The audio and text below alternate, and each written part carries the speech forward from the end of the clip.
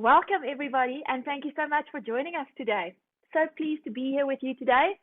And before we actually get to the topic that got us here today, I need to first acknowledge and say a big thank you to Rencell, administered by Groves, in association with Africa PE News, for affording us this platform to have this discussion today. Whether you're active in the small cap fund space or looking to get into the space, reach out to Rencell. We'll pop the website into the chat function for you. Rencell is an innovative structure focused on empowering the next generation of South African fund managers, and sign up to the Africa PE News app to keep you in the know. So I particularly am so excited to be moderating this panel discussion today, not just because we'll all be gaining a couple of much needed CPD points. A reminder, if you want a CPD certificate after this, please drop an email to Jenna and she'll sort you out. But mainly because we asked you and you told us that this is a need, and rightly so. In this case, a little thing is a big thing, and like it or not, potentially the one thing standing between you and the money. And we could not have asked for a better placed panel to help us along in today's discussion than the one we got. In fact, we've got a full circle. So first and foremost, to give us the general partner view, the man who's been looking for and recently, raise your hands or raise your glasses, raised a cool 1.6 billion rand. We have Langa Madonko, investment principal, capital raising and investor relations for Summit Africa with us. To give us a placement agent's view, we have George Lyons, director at Asante Capital Group, responsible for originating and leading EMEA fundraising relationships with us. To give us a limited partner view, the one person you all want to hear from, we've got the one and only Rory Ord, head of unlisted investments at 27/4. And finally, and probably the person on the panel I'm most excited about, bringing some creativity to us and help us navigate these different views that we've got to deal with.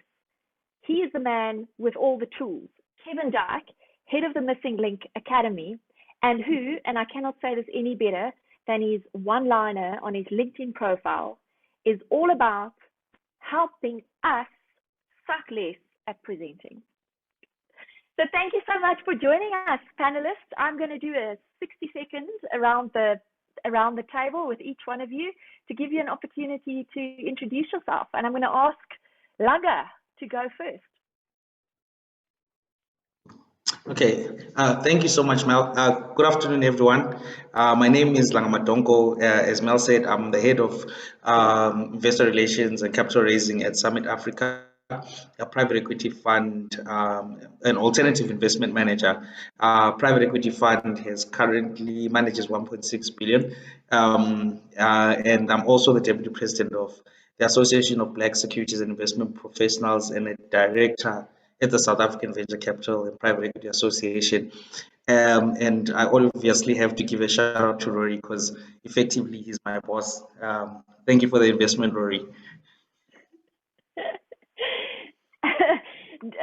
Doing exactly what you're expected to do, Langa. Thank you so much for the introduction. Moving on to the man who stands in the middle. George, go for it. Hi, Mel. Great to be here with so many this afternoon. As you mentioned, my name is George Lyons. I'm a director at Asante. Asante is a placement agent, so our clients are private equity funds. We're a team of about 60 people. I'm based in London. We have colleagues in New York and Hong Kong. Our clients are largely centered around those locations. We've also raised over $1 billion in Africa. And if you were an Asante client, we spent a lot of time working with you on your materials. So look forward to sharing some insights and thoughts on how to make a good pitch deck that stands out from the crowd. Super happy to have you all the way from the UK. Thanks, George. Moving on to the man who's just been outed by Langa for all the right reasons, Rory. Thanks, Mel. My name is Rory Ord. I head the private markets investments for 27/4.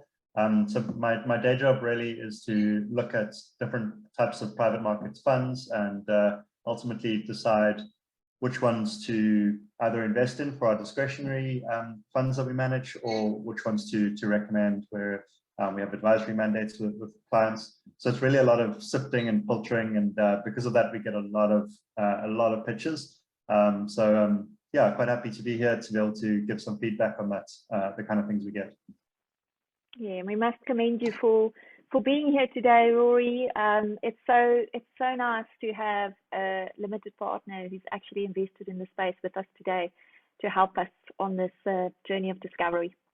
And then finally, the man that's been outed for many reasons, amongst others the fact that he only owns one white shirt, Kevin Dark.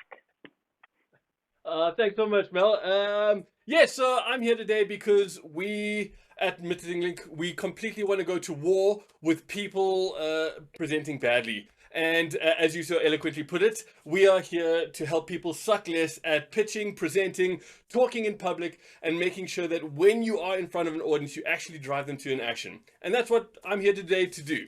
So hopefully the tips that you guys get out of this will be really helpful and beneficial in actually achieving just that. And we really are so excited to have you with us, Kevin. I know that you've done a lot of work with emerging fund managers in this space to help them suck more and get more money from LPs. And I'm certainly a little bit nervous to be, moderating this panel here today, because I'm not sure what might be popped out on the screen or come out from your direction. But I guess creativity is all about pushing the boundaries and getting uncomfortable in order to get comfortable. So really pleased to have you with us here today. So let's get going. And I'm going to start off with you, Langa. I'm going to put you on the spot. Now, everybody's looking at you going, oh, the man with the cool 1.6 billion. This must have been like a walk in the park. Tell us about your journey, Langa. Was it a walk in the park? How hard was it or wasn't it? And are you really an overnight success? Yeah, no. So I think we are an overnight success. 5 years of nights, but every morning we had to wake up and start again and keep going. I think fundraising is not child's play, if I can say that. I think it does require a lot of effort, but in the end, if you believe ultimately in why you're doing it, it becomes worthwhile. It does, as Kevin has said, require you to be able to put forward your philosophy, put forward your story in a manner that is honest, that also speaks to what it is that you're trying to reach your particular audience in. And I think it takes a lot of sleepless nights, but it's in the end, it's all worth it. And so after you finish raising 1.6 billion, just like Mark Zuckerberg, you start wearing white t-shirts to conferences. So you no longer have to wear the label stuff carrying other people's logos. You now get to make it your own, Langa. So no, again, congratulations, and thank you for clarifying that for us, because I do think there's a misperception that these things are overnight successes. And as you said, it was actually 5 years of night to get to this point. So congratulations. Well done. Maybe to put Rory in the spot. Look, Langa outed you. It wasn't me. Langa outed you. So maybe you can give us a bit of an indication of how long it took for Langa to earn your trust, and what it was about Langa that eventually earned that trust in order to make the investment. Yeah, so we actually first, I'm sure Langa won't mind me talking to these details. Just wave your arms, Langa, if I start getting too personal. We first engaged with the team at Summit probably late 2017. So maybe a year or slightly more into their process, their fundraising process, and we had quite a lot of initial engagements. We maybe to pick up on something that they didn't get right quite right away, because that's part of the purpose of this webinar. Their website was actually said something a little bit different to what they actually were doing. So I know that's something that happens quite a lot when the thesis evolves, the team evolves, especially when things happen over periods of years. Sometimes the public kind of face doesn't always tie up to what the current story is. And I think there was a risk along the way that we would get derailed by that, because we thought they weren't actually a mandate fit at a particular time. And then we kind of and through engaging with the team kind of got back on track.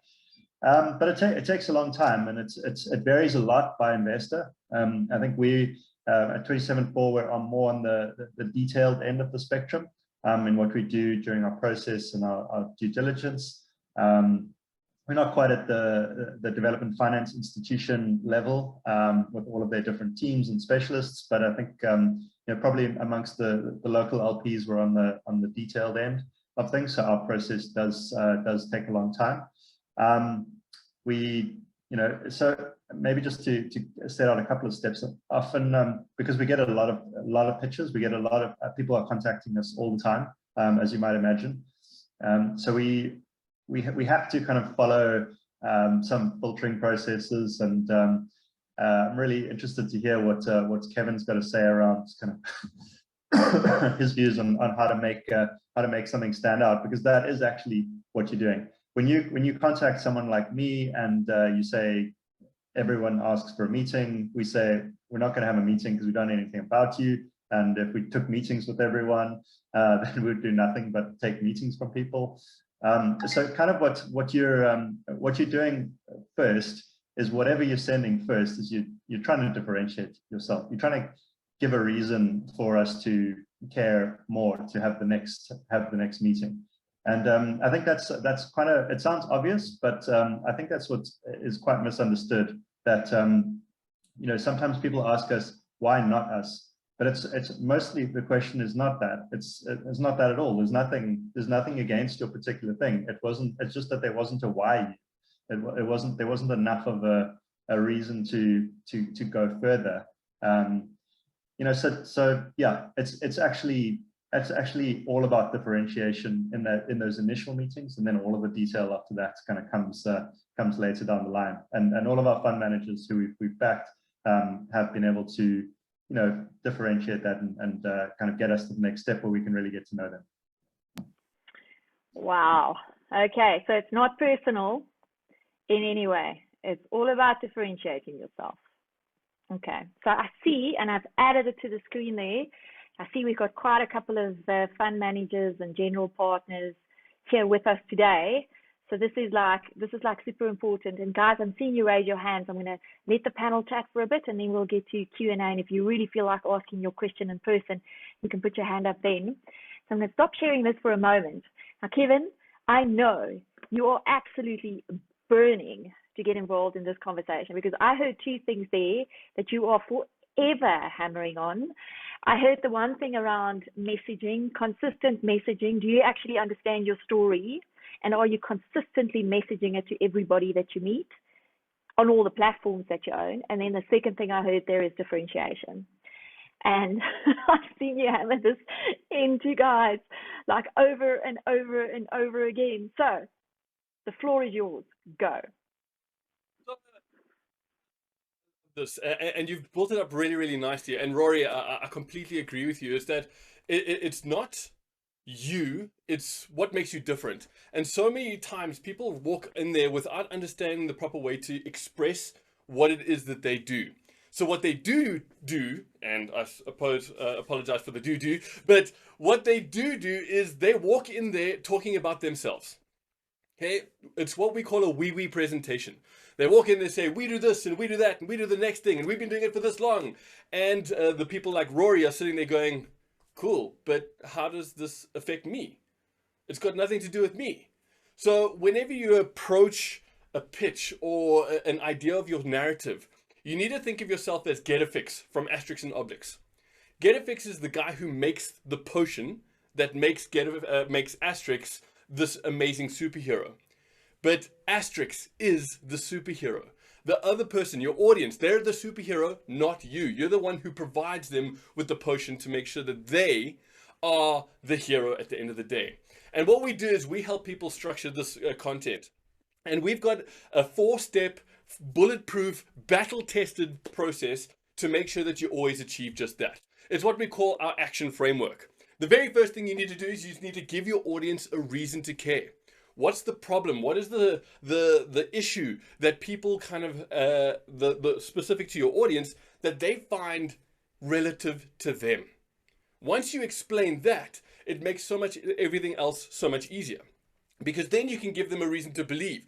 This is where you give your credibility of what you've done, how long you've been doing it for, all of those details. And then you need to tell them what they need to know.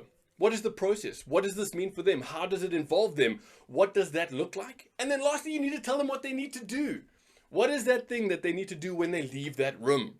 Because let's face it, and there's a great saying that says, if action followed knowledge, we would all have six-packs. We all know how to get a six-pack, but it doesn't mean we all have one. It's because not everyone does what we expect them to do at the end of that presentation. So we need to make it really, really important when we tell them what they need to do. And it's not what you want them to do, like sign on the dotted line. It's fundamentally, what do they need to think about or question when they go back to the office or when looking through all of the other pitch decks? Because Rory, I'm sure you'll agree with this. As you said, you would be in back-to-back meetings unpacking how people pitch or what they've pitched, and it's just not possible. So you need yours to come out at the top of the pile, and you do this by leaving a question in the audience's mind when you leave that room.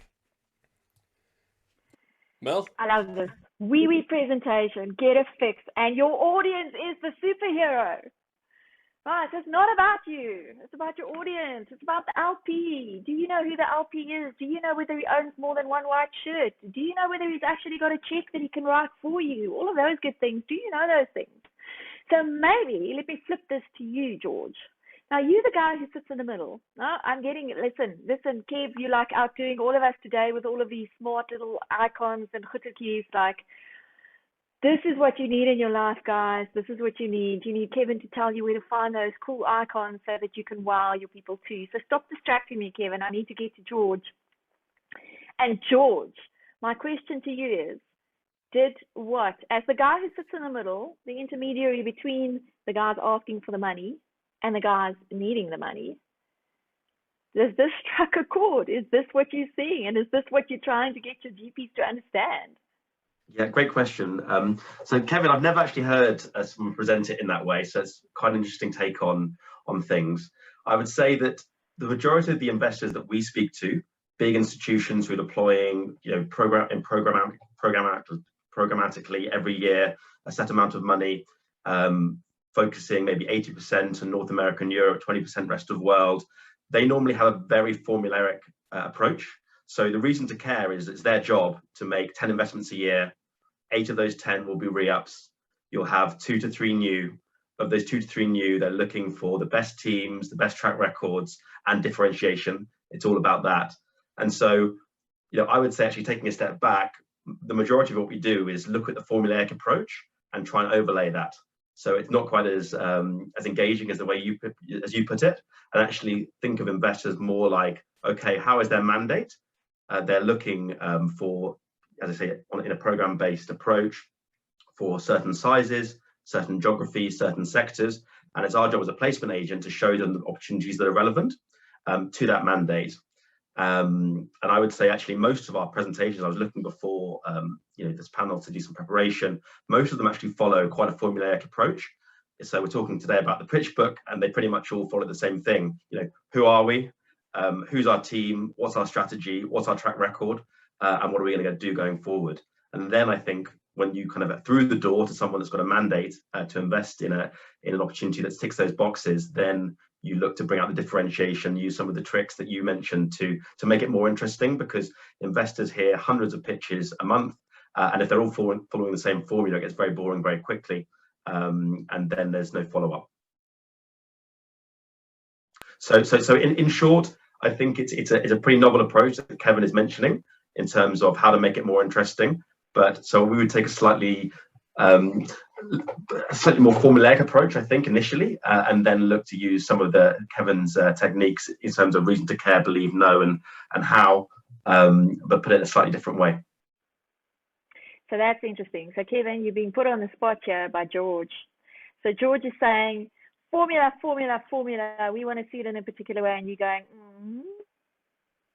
So, I mean, I completely agree with that. Formula is 100% what you should be doing. So I do not disagree with George there at all, because there are specific ways that they need to see certain things. You would need to incorporate that. But when you get to the final day of actually explaining your content, you need to follow another formula, which is giving them that reason to care, giving them the reason to believe, telling them what they need to know, and telling them what they need to do afterwards. It's just another addition that you're adding onto our content at the end of it. So I don't think it's wrong at all. And bear in mind that not every single presentation has to be exactly the same way. I mean, we have a rule at Missing Link. It's called the 90% rule. 90% of the time it will work, but there's 10% where you'll have to flip the script completely to make sure that it fits for the people you're presenting to do. Because your audience is always changing, and you need to make sure that you are prepared for that. no, that is so important. It's about that whole point again around knowing your audience, knowing what it is that they want to hear from you, and feeding into that. I think Zig Ziglar said it the best. He said, success occurs when opportunity meets preparation. So you need to be prepared for whatever it is that you're doing, so that when you get into the room, you're not seeing any really surprises. You're there and you're just absolutely going to crush it. Okay, so George, it seems that you and Kevin aren't that far removed from each other. So George, you're saying just make sure you hit all the right notes in accordance with the formula. Kev is saying when you eventually get that opportunity to present it, make yourself memorable for the right reasons, i.e. through hitting the right notes. Langa, does that sound like the way you eventually got to where you got to? Yeah, I think it definitely does. I think one fundamental mistake that we also made in the beginning was we probably didn't fully understand the different approaches of the different potential investors or their consultants. And so we sometimes tended to have a generic approach towards investor presenting and all that stuff. As Rory said earlier, they are more of a detail orientated, and you do get some investors who have a consultant sitting in between who focus on the detail, but those who actually finally make the decision are more about you communicating directly about the impact and the philosophy behind why you are doing what you're doing. And then you do get the DFIs where the extent of the detail that is required, the different dimensions of their process, and how you need to speak to the different teams really then becomes important, and you need to understand that before you pitch. I think now, fortuitously, now that we've got the money, we are also starting to see that we have our own style and preference in terms of how people are presenting themselves to us and what will resonate with what we would like to invest. We have our own views on management based on how they are putting forward the different opportunities. And we also do, like Rory said, get a huge chunk of people sending us stuff, and you realize upfront that they haven't taken the time to even try and understand where it is we fit in within the ecosystem, what we can do and what we can't do. And it becomes hectically painful to be always rejecting the bulk of these presentations, but had those looking for the capital put in a little bit of work, even as small as reading the website sometimes, it would make it a whole lot easier to get to the outcome that you're looking for. Okay, I think, so it's all about, sorry, Rory, go for it. Yeah, I think this point that's coming through from everyone is about knowing who you're talking to. Like Kevin said, make the other party the superstar. If we find so many times, people coming to approaching us to pitch, they don't know who we are. They haven't taken the time to actually figure out what even your mandate is, like what you can invest in. It's the spray and pray approach. And when you're sitting on the other side of that, it feels like exactly what it is, which is it's a wide approach. It doesn't feel like they've thought about why it would be a good fit. And in this private market space, the fit is really important. It's such a long-term relationship. Langa and I are going to be married to each other for the next at least 10 years. And we've got to be comfortable with that. you know, because there's you know, there's going to be disagreements from time to time, and you know, things we don't see eye to eye on. You know, you have to have a good sense of you know, that the person, you know, the people on the other side are willing to kind of put in the work to kind of understand what your perspective is, because you know, typically these things aren't arbitrary. You don't have a, you know, nobody wants to pick a fight about something. You need a, when you're working with a, from an investor's point of view, when you're working with a fund manager, and I guess it's a similar thing, Langa, when you're working with a portfolio company, you've got to be, you got to know that you can actually work with the other party. So it's all of those kind of little things that you're looking for, but it's very obvious when people have not done kind of any work up front. Yeah, so we almost yeah, we find it a little strange when someone will just come to us with a pitch rather than you know, trying to, you know, through whatever way, use a bit of ingenuity and find out a bit about the party that you're actually talking to, and then come with that and say, I know you're doing X, Y, and Z. I've seen you do this. You know, we've got something that might complement. You know, if there's a link to something else, you know, then you can see that it's actually considered. You know, things stand a much better chance of actually, you know, being at least getting to the next step. Completely agree, Rory. And just something I'd add to that, you know, looking at the kind of investors that tend to invest in Africa, clearly the majority of the capital comes from DFIs. Then probably next up, it's local sovereign wealth funds and pension funds, and then emerging markets fund of funds and family offices. So the first two groups of investors I mentioned, so DFIs, their mandate is very, very well publicized on their website, and quite often, similarly with sovereign wealth funds, who will publish an annual or maybe more frequent review of their priorities. And so if you're a DFI and you have a mandate to stimulate jobs in a particular country, or housing, or help with infrastructure and energy and payments, or whatever it may be, and you're going to meet these people, if you can create an evidence-based section in your materials which demonstrates how you're able to meet these objectives, clearly that's going to help you, you know, leverage the commitment, because you need to think about it just from, you know, ticking the boxes that I mentioned earlier, and then say back to the knowing your audience part, doing that research. It's amazing how many people don't do it, and it's a first impressions game, and the first impression is then blown. Yeah, 100%. And I want to say something else on that. And that's why it comes back to knowing who and what you are, because you can't be everything to all people. So if you're going to be selling into an LP's mandate, whether it's a DFI, sovereign wealth fund, whatever, if you're going to be selling into that mandate, you can't change who and what you are all the time. So it's more about understanding your mandate, agreeing your mandate, being honorable and true to your mandate, authentic to your mandate, and finding the people that would be willing to hear you out on your mandate, knowing what you know about them. True or false? So I mean, I think someone in the audience asked, you know, to what, and it's a similar question I think you just posed, Mel, like to what extent did you change your pitch? And I think, you know, fundamentally you are who you are, and it comes back to that formulaic approach. You know, who are you? You know, in terms of the name of your group, what is your strategy? Who is your team? And most important slide that investors will turn to straight away, what is the track record? And it's just basically going through all those points, I say, in a formulaic way, using techniques to make it more engaging. I think one nuance to the earlier point I made about being formulaic.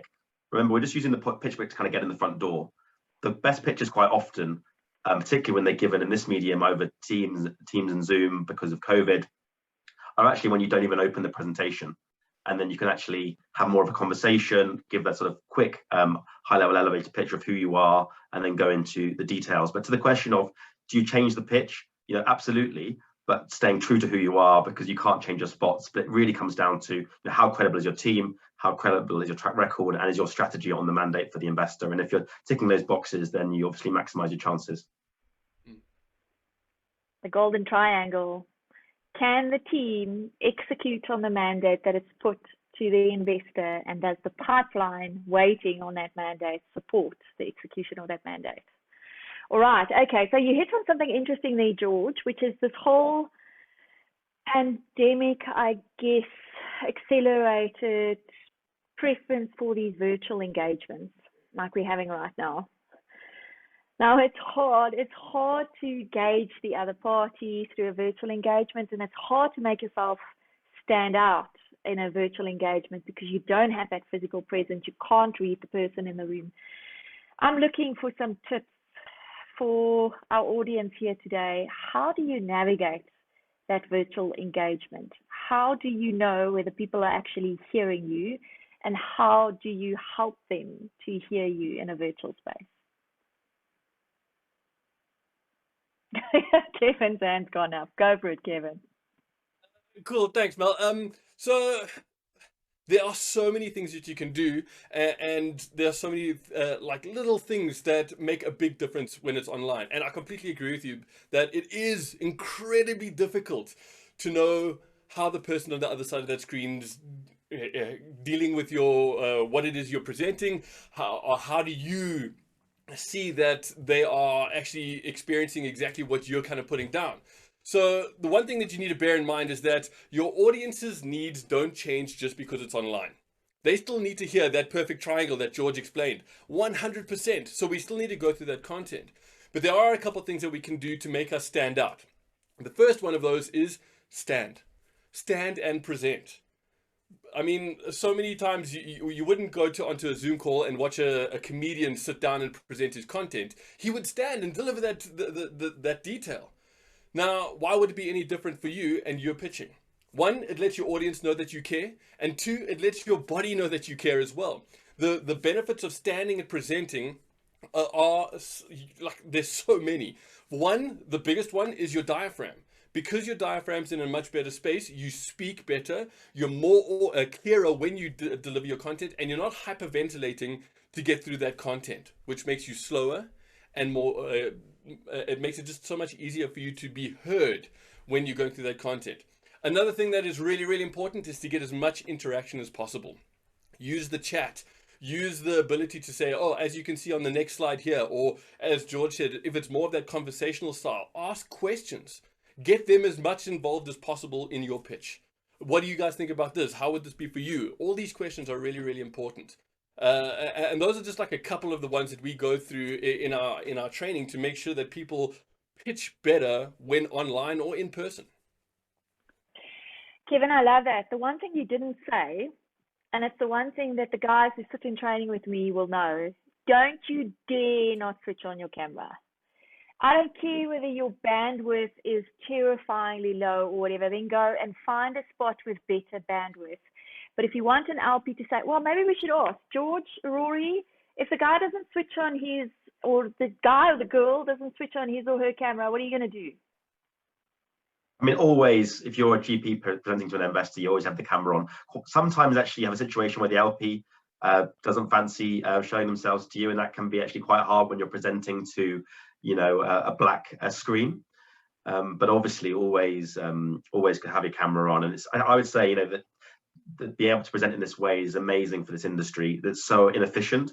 And before, I'm sure Langa's got some war stories about, you know, his capital raise, where you're traveling thousands of air miles for very speculative introductory meetings with a vanishingly small chance of getting commitment. It's much better to do it this way, and you can actually get quite a nice connection via the screen. Haven't heard of anyone actually standing up, Kevin, and I've been very stiff having sat in this chair for far too long over the last 18 months. So it's probably a good tip. But yeah, we'll see if that's more widely adopted. But certainly, Mel, you know, got to have the camera on and try and engage people, and also bringing energy. We're all actually sat on far too many of these calls. So maybe an idea is to actually not have the standard hour, put them in for 45 minutes. I think no one's going to, and they can always go on longer if you're having a really good chat. Other tips I can think of, yeah, say just trying to bring the energy, which can be difficult after a long day when you've done sort of 6 or 7, and you can't remember your name or where you are. I wanted to pick up on that, you know, point around getting the audience involved, because I mean, I've sat on the other side of pitches where, you know, where the pitch takes the whole time that you have available, and you you don't get time to ask, you know, questions, and there's no questions for you either. So you leave that situation with the person, you know, the party who's been pitching, knowing nothing about what you actually thought of their pitch, and you know, you will probably already seen their pitch document ahead of time, but you know, they've spent the entire time repeating what's what's already there in black and white on the page. I think it's your chance for a bit of a connection, and to really kind of hone in on the things that are important. I wanted to pick up on what Kevin was saying about the kind of the style, the formats that he recommends. And I remember seeing your colleague Rich Mulholland many years ago talking about this. And I tried, I've gone through that process for myself of that, because I'm, as a fund of funds, I receive pitches, but I also have to go and capital raise. So I'm doing kind of both of these things. I've gone through that process of trying to kind of reformulate these types of pitches into that structure. And I got to say, it feels very unnatural. But it feels unnatural when you're designing a pitch deck, because the way that you naturally think about it is you want to present things in a linear way. Like, you want to tell people, our team met in 19 whatever, and we got together, and this was our whole history, and this is how we came to the whole thing. And that's a relevant story for a point in the conversation. But it's probably not going to hold the audience attention, or it's not going to start the meeting and grab their attention. And I must say, when I look at pitch decks myself, kind of no matter how they're set out, I'll kind of flip around in them to see what the story is. Which I haven't kind of done the mental exercise to see if it fits your formula, but maybe I should do that and actually see if it works like that. It's useful to have kind of a format so you kind of know where things are in the pitch, but I kind of like the idea of something, you have all the information in your formal documents, but when someone talks to you about it, they don't follow that. And like George said, don't even open it. You don't have to open it. Rather just talk. You don't go to lunch with someone to tell them the story and open your PowerPoint slides and ask them to go along with you. It's kind of absurd if you think about it. So refer to it when you need to refer to it, I think, is the ideal. Kevin, you've got an admirer now, but I love what Rory said, because in the last couple of years we've been doing a lot of work in this emerging fund manager space, and it's all around it's the differentiating factor. And you are not going to get anywhere close to an LP if you cannot differentiate yourself, if you cannot find a way to express yourself. And I think for me, going through that process, me as a third party looking in, the discomfort led to the most amazing messaging being extracted. Messaging that the teams actually believed in and were able to verbalize to LPs in such a way that they couldn't fall over themselves when they got asked a question that maybe came from off sides or unexpectedly at them, because they knew who they were and what they were looking for with so much intention. It was really, really difficult to get them off track, and virtually impossible to get them off track.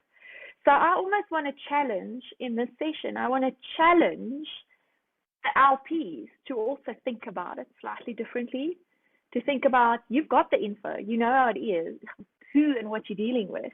Maybe it is all about who's standing in front of you and what they're telling you about themselves, and asking you to give of yourself. I'm aware that we've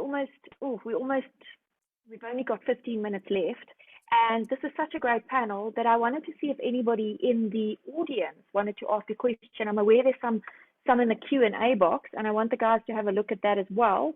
Maybe you guys can just pop a couple of answers in there, or if there's anything that jumps out.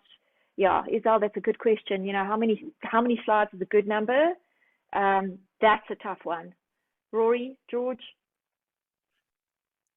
Happy to take that. I think 20 is a good number instinctively, and normally shorter the better. I think as fundraisers get longer and more challenging, the pitch decks tend to get longer, and so actually fewer slides is better. Yeah, I would agree, and it's back to that kind of concept of what is your kind of your pitch deck versus what is your kind of your full information if you want to present all the information about the fund in a slide deck form, that's one thing, but it's not necessarily your pitch, because it's just too much. I mean, when you get if you get a pitch deck and it's 50 pages, you just it's kind of overwhelming, and there's probably a lot of repetition in there, and it's you haven't thought clearly about what's the purpose of each slide. What is the message. And but so I guess part of what I like about Kevin's Kevin's formula, and I'm sure George's formula covers in a different way, to make sure those basic kind of concepts are covered, and it's kind of enough to take things forward. So yeah. I mean, I'm on the slide number. So I know, George, you said less is better, and not always is the case. Like, having less slides with more content in it is probably not as good as having more slides with less content on it. If you're having slides that have one idea per slide, it makes it way easier for the person receiving that pitch to understand the content that's on it. Now, bear in mind that if your pitch is about 20 minutes long, you want to have maybe around the 20 slides. If it's a 10-minute pitch, you want to have 10 slides. So everyone has content, but what they don't understand is what content to put into their detail. Like Rory, as you said yourself, you find a lot of repetition is because people are unsure of what content should go where. So by having a decent structure and having like a formula like George's as well as ours, it helps you whittle out all of the other stuff that doesn't need to be there, making your pitch deck shorter, but also making your pitch more to the point so that the person receiving it understands it better. Absolutely. I mean, and Karen, I've just seen your comment there. You think there's a difference between the handout and the pitch deck? Absolutely. Langa, I see you've gone off mute. Yeah, no, I think I was also going to say, like, look, from my experiences, we also made the mistake where we had 50 slides and they were content heavy. And over time, we came to learn that there is a big difference between what is the pitch deck and what is the material that you provide when you're now starting to go through the process of a preliminary DD, and there's a need for understanding better what it is that your offering is.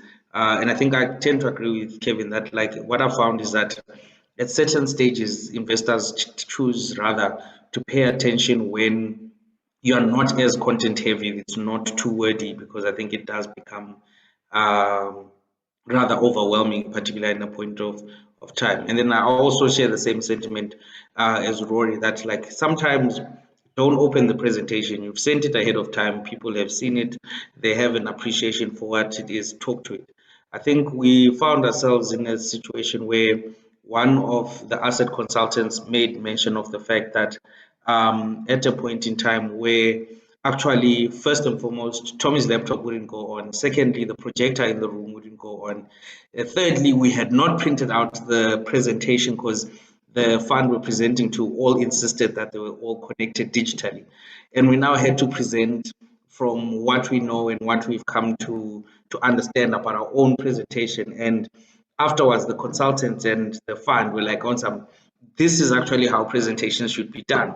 And then you come to realize that part of what they enjoyed was that it's moved from being something that's just on paper and become a lived experience, if I can call it that. Oh, that is such a valuable point, because we start leaning on stuff. We start like with blankets and kids. We start holding on like our presentation as if that is the thing that is going to make the difference. But actually, it's all about you and how you come across, which leads me to another important point. Langa, were you the only person on your team speaking? No. So I think we tried to mix it up in terms of who would be speaking, depending on what are the areas within the presentation that they are most apt for. But I also think sometimes there has to be a realization that in as much as you might find that your ESG person understands ESG best, sometimes they are not as articulate in terms of presenting the material, and sometimes the waffle, and you also get a lot of people who do the and that sometimes eats away into the time. So the best presenter gets to do the presentation. although I think in the main it was myself and Tommy for most of the presentations, but we did make sure we involved as many members of the team as we possibly could through the exercises. So how I definitely important think. is that? Sorry, George, go. Sorry, but I was going to say that the best presenters we see of our clients are ones that are able to bring in lots of their colleagues to later meetings. And the more you can showcase the team from analyst to partner, clearly if the analysts are articulate and can present and explain their workings, that really gives LPs a sense that there's a real engine behind the GP. And so if you're able to do that, that's a real plus, because all too often it's just the founding partners that are doing all the fundraising, and you don't really get a sense as an LP who's actually doing the work behind them. Yeah, that's really true. But I would say with the caveat that those analysts and whoever you bring into the room must be articulate. If they're coming in and their message is not clear, they're kind of unprepared, or they talk in a way that's kind of assumes that the audience has already been looking at their spreadsheet, then you're gonna lose them. So yeah, it's but it does really show depth when you can bring in the supporting team. Yeah, it's a big plus. Do you have any hints for those guys who struggle to present? Why they just come and see you? They can do one of two things. One, they can come see us, 100%, and I'll pop a link into the chat for anyone who wants to come see us. And I missed the H out of that. My bad. I'll just pop that in there. There we go. And the other thing is present often. The only way you can get better is doing it out loud to audiences that can give you constructive feedback. So none of the like the mom feedback. Well, oh no, sweetie, you did great. You don't want feedback like that. You want actual honest feedback like, oh, you didn't crush the beginning. I don't understand what you're talking about. You're repeating yourself a lot. You're saying a lot, but all radically candidly so that you can be better. The only way you can be better is by practicing and practicing your pitch. Like it's like a muscle memory. The more you do it, the stronger that muscle gets, and the better you become at presenting your craft. Okay, so maybe a final question here for George and Rory before I hand over to our audience for a couple of questions. Is the pitch the defining moment in the relationship? Is it the definitive yes or no? I would say no. I mean, investor process is incredibly long. As I mentioned, kind of the formulaic approach, the investor that deploys 100 million a year to 10 groups. And so there's the shot of getting, the 1 or 2 new spaces each year is an incredibly, it's an incredibly difficult task, because it's obviously the odds are very, very much stacked against you.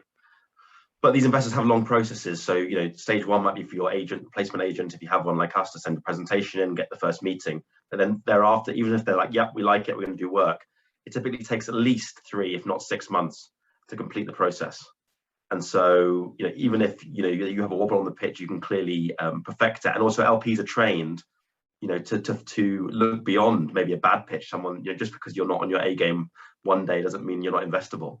And so, sometimes it goes badly and you get good feedback at the end, and it's great. But obviously it's a first impressions game, as I said at the beginning, and you obviously want to have every interaction improving the process. But no, it's not, unfortunately, a business where you present once, it goes well, and you get the subscription documents the next day. It takes many, many months. And so there's lots of chance to kind of improve things that didn't go so well as part of the process, and respond to feedback and essentially get an LP comfortable, which takes a while. And quite often, actually, they don't invest in the first fund. So they'll hear your pitch, they'll say, nice to meet you, go away, raise the money from someone else. And then you come back and raise it from them actually the next time. Yeah, and I think I would agree with everything George is saying there, and I think it's particularly applicable for more sophisticated LPs, and particularly non-South African LPs who are making more regular commitments, and larger commitments, and they have specialist teams. I think where the pitch can be the make or break is in some pension fund situations. What pension funds like to do in South Africa is they like the B parade idea. So they like to have, often they'll have their consultants, do shortlisting, or look at the market in some way, the universe, and bring them some options. and then they'll do relatively short pitches, and they'll actually make basically the defining decision at that point. There'll be a bit of work after that point, but they'll kind of express what they, which direction they would like to go in, based on sometimes 20-minute presentations. So it can be, locally here, I mean, it can be the defining thing. And I'm sure Lange's got some war stories. He's probably seen every instance of, either very long processes or very short processes. But it sounds like it's the unifying theme of this webinar, actually, that is to understand who you're talking to and what their process might be like, and kind of what's key for each step of the interaction, to make sure that you're pitching it in the right place and using your time well in those different meetings. And when you get the opportunity to then stand in front of that LP that you've been dying to get in front of for the last 5 years of night, to not, I almost said something, it up, to do it right, to use that opportunity, to be the best you can be. All right, okay, I want to open it up to the audience. I'm getting some clapping there, I love it. I'm going to open it up to the audience. If you've got a burning question that hasn't been answered, raise your hand. And if you are the first one to raise your hand, Paul, I'm hoping that you're there somewhere in the background and you can pull that person onto our platform so they can ask their question in person. Johan, I see a lot of hands, but Paul, I need you to do your thing. Just while you're doing that, guys, you've sent your details to hosts and panelists. You need to send it to everyone so that everyone gets to see it. Well spotted, Kevin. Sorry, guys, we're not ignoring you. Some of us are just sending details to hosts and panelists as opposed to everybody. Okay, so I see 2 attendees with hands up. I'm just trying to find him. Geohan, your hand is up. I'm going to allow you to talk. I hope you can, just unmute yourself and go for it, Geo. Ask to unmute. Geo. Hi. We can hear you. Go for it. Thank you. I'm Gio. I'm calling just to inquire. I'm not exactly in the tech industry, but I wanted to know, do you guys do you get interested in other forms of investments, especially like in private equity or in small business acquisitions and things like that, as opposed to the new startup techs? Right. So, Lange, you're about to start investing. Rory, you are investing. You want to give it a shot?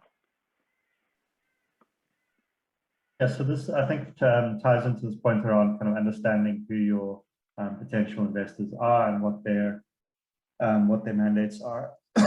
So you'll find that a lot of pension funds have restrictions in their own mandates. Pension funds are governed by investment policy statements and other defining documents that they have, and that can set out what they can invest in and what they can't. It's extremely rare to find a pension fund who can do direct investing or does direct investing into any type of company. Some of the more sophisticated ones who have kind of and I'm talking locally here, there's obviously more, there's the larger funds offshore who have these kind of teams in-house. But for the typical domestic pension fund, they don't have a dedicated team, so they just don't do that kind of investing. So it's useful to understand what they're allowed to do and then what they plan to do. So they have strategic asset allocations that determine how much money can go into various asset classes. If you can understand that, it at least tells you, is this a pension fund who does this kind of thing or doesn't do this kind of thing? Is it a regular occurrence or have they never done it before? So then, even if you're dealing with, a fund of funds like 274, we'll have, for our different portfolios, we'll have different mandates that govern those portfolios. So you can ask what each in advance of your meeting. I think everyone wants, if you're going to have a meeting, you want an efficient meeting, you want something that's going to make sense and add value. So I'm certainly very happy to have a chat for a few minutes ahead of a meeting, if we're actually going to have a meeting, that says, okay, talk a little bit to those kind of items. But you do want to see that the parties put in some effort on their own side. So most of the institutional capital is quite well defined in what they can do and what they can't do. And I think there is a bit of a shift that's happening towards doing more of these kind of investments. But I think you've got to assume in most instances that if you're talking directly to the institution here, that they haven't got a lot of experience in the space. Obviously, when you're talking to a consultant or you're talking to a fund of funds or a family office or whatever type of investor, they're going to have different experiences. And the way as George was saying, the way that you emphasize different parts of your pitch is going to be a bit different. Thank you.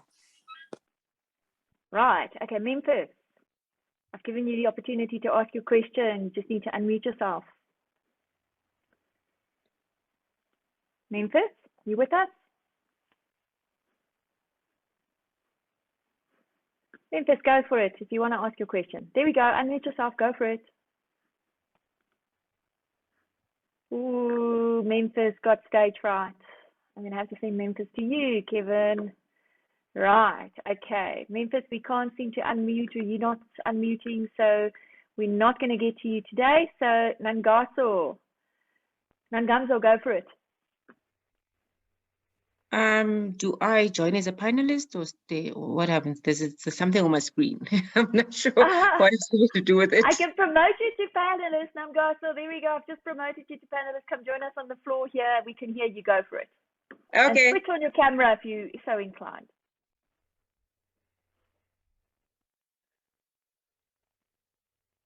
There we go, Nangamzo. Go for it. Unmute yourself and go for it. Okay. There we go. The panelist. Okay, thank you. I'm here. Hi, Langa. I hope Langa remembers me. I met him a couple of weeks ago for the first time. Hi, Langa. Hi, how are you? I'm good, thank you. How are you? Good. My Good. question is, I am conceptualizing a fund, and as I go through this process, I just want to understand from the point of view of meeting potential LPs or investors for the first time, from those who have fundraised recently, how much of tweaking and changing your investment or your fund thesis has happened from that process of meeting investors? How much of that process influences what you really intend to do? And how many times did you have to change your investment thesis as a result of the response from the LPs? Okay, so this is a targeted attack, clearly, but okay, so I think one of the benefits, I guess, of engaging with someone like Rory would have been that we were able, amongst the many things, to align our messaging more than, I would say, to change the thesis and the investment theory on which we were going towards. I think usually you start out and yes, you've got a bunch of ideas, and more than you moving away from what is your central thesis or your central theme, it generally becomes clearer what it is that you want to do and where you are actually going. It also becomes clearer in terms of what the market appetite is for particular sectors. It also becomes clearer what the market appetite is for particular strategies. And I think there's always going to be some room for a little bit of clarification, but I don't think it's the right thing to chop and change, to go from being, say, a mid-market fund to being a buyout fund to being a VC fund during your raise. You need to be sure and certain about where your core skills lie as a team, where your core skills lie by sector, where your core skills lie by geography, where your core skills lie in terms of your ability to also manage the portfolio. And in that, you then get the final direction in terms of what you want to go. And definitely there will be influence from LPs. But most of the influence that I've noted that has been there has been mostly around a process and not thesis and philosophy around the investment. It's tidying up the elements of your back office and the management of your team and your operations. It's about putting policies in place. Because I think many times as a first-time fund manager, you come from a house where probably all you did was the transactions. You didn't know where the coffee and the sugar came from, and you just got to work and you found it there. And it's amazing how all those little conversations help you to refine, not to change who you are. And sometimes you have to also admit to yourself that you're not a perfect fit for the investor you're sitting in front of, even if in the initial engagement you thought there was an alignment of mandates. And that doesn't mean you have to change. It just means you have to find the investors who are a perfect fit for what you are putting into the market. Thank you very much, Langa. How do I go back to being an attendee now? Or do I stay here? Don't worry. I'll sort you out. Thank you so much for being so willing to put yourself out there, Namgato. This will have you remembered. And you looked good, so well done. Thank you. Thank you. I have another question to Rory. Maybe he can include that in his closing remarks. 24/7. I just want to, it's 27/4, sorry. 57/4. In the accelerator, I think the accelerator program, I've heard you in one of the SAFCA courses a couple of months ago. And I just wanted to check in terms of the formation or the setup assistance, is that part of what you assist new fund managers with, and all the paperwork and the documentation that relates to that? Thanks. So it very much depends on asset class, what 27/4 does. We have support programs for particularly for Black fund managers across different asset classes. So 27/4 started this in around 2007, first with listed equity and bonds and cash, and then we've done a lot more in the unlisted space from 2017. It's not, I wouldn't call it like an accelerator program. I would say that it's a program, and you're referring to our in the private market space. It's our Black Business Growth Fund program, and what we do there is we invest in Black private markets funds with a focus on the mid market, and it's so we, you can probably ask Langa over here, the kinds of involvement that we have. It's not, we don't go and, set up the back office. We don't go and say, use this person, don't use this person, etc. But we do look at all the processes, and we do give a lot of feedback. But ultimately, it's the manager's decision over what to do. And it's, to the previous question around kind of changing the pitch. I think if I think about the many examples we've covered over the last couple of years, it's mostly it's tweaking, it's fine tuning, and sometimes that means cutting something out. I don't think we've ever had an instance where we've actually added something. It's always been cutting something out.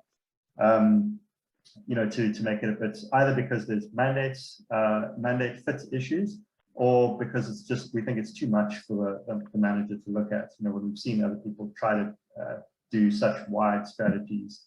For example, if you've got a two-man team based in South Africa, but you've got a Pan-African strategy, you can just see that your resources don't stack up to what you're planning to do, and you'll never be able to kind of cover the difficulties and the challenges that come along the way. We've also, we've had some instances where some first-time managers have come to us, and I think they can't decide which strategies to go with. But sometimes people, try to pitch two things. As a first-time manager, I think that's very difficult. You're just trying to get you're trying to get known for, you're trying to get remembered for something in an investor's mind. I think if you're trying to present two different pitches at a time, it's incredibly hard to actually make one of them stick, because you won't, it just won't come across as very clear as to what you want to do, and it'll raise all sorts of other questions around who's doing what, what happens if money gets raised in the other strategy that I'm not investing in? Is all the resources going to go there, and I'm going to get stuck on the other side with no attention? It raises a lot of issues up front, and that's, LPs see those as red flags that are, possibly going to derail their due diligence processes down the line. Yeah, that's not advisable unless you're very well resourced and very clear and you've got differentiated teams, etc. like that. So, but even then, I would do it with caution. Thanks, Rory.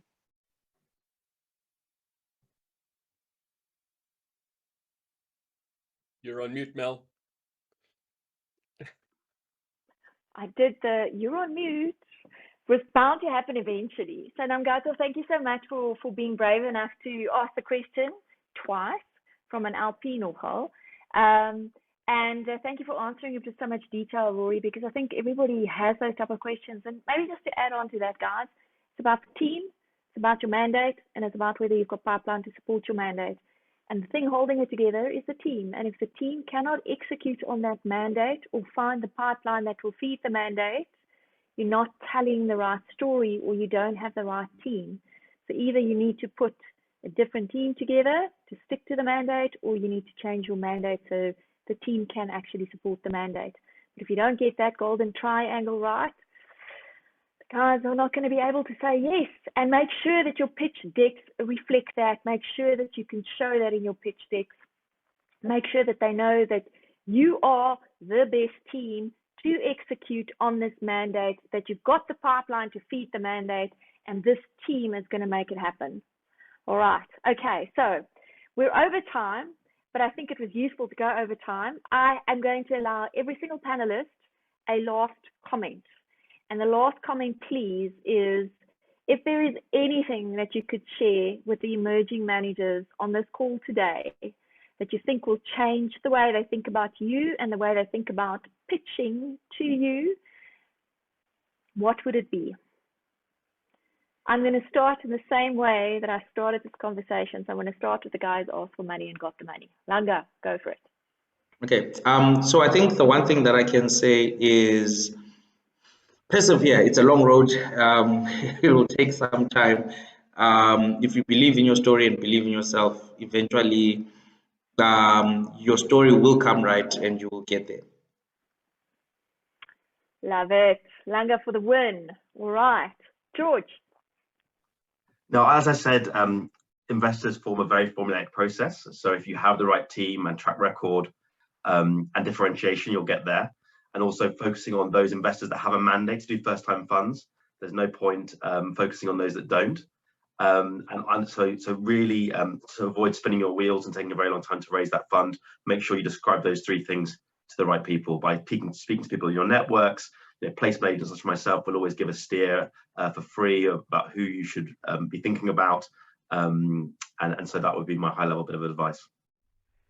Talk to team, talk to track record, talk to mandate, and make sure you're selling it to the right audience. And if you're going to sell it to the right audience, make sure you differentiate yourself while selling it. Bingo. Got it.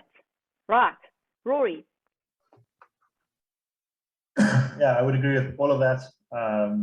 And when you get the chance to pitch, try to make it, try to find a connection with the people. If there's, and I guess like we were saying earlier, there's less chance of making that connection if you're only presenting. But the more time you can have a conversation, and to Kevin's point, to make it interactive, and find those ways to kind of understand, to make it a conversation. The more you can make it a conversation, the more you'll understand each other, and see what people like, what they don't like, see what they're misunderstanding.